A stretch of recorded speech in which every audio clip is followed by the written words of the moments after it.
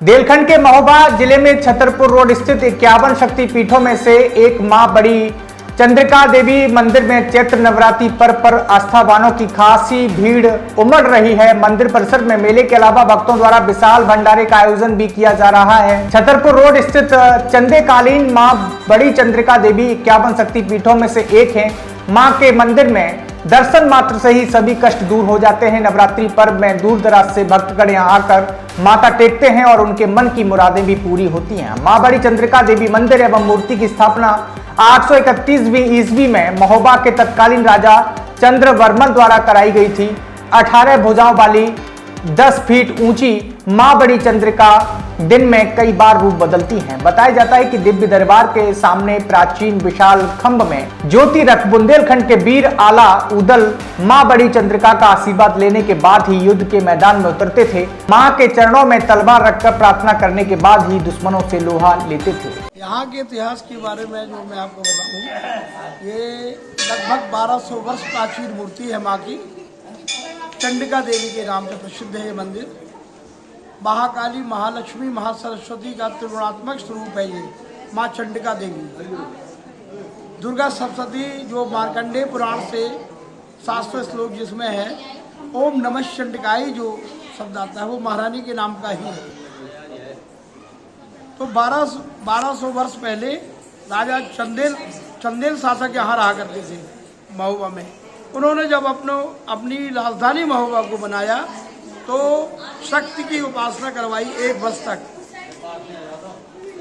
वर्ष तक अनुष्ठान देवी का करवाने पर मार्ग की प्रतिष्ठा कराई।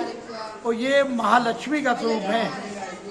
महालक्ष्मी स्वरूप मतलब 18 भुजाएं महारानी की हैं और तीनों त्रिगुणात्मक स्वरूप जो महारानी का मिला है, महाकाली, महालक्ष्मी, महासरस्वती और चंडिका देवी का जो रूप बना है माँ का, उन्होंने ही महिषासुर राक्षस का वध किया।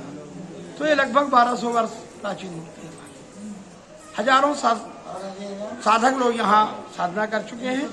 आज भव्य मेला महारानी का के दरबार में लगता है।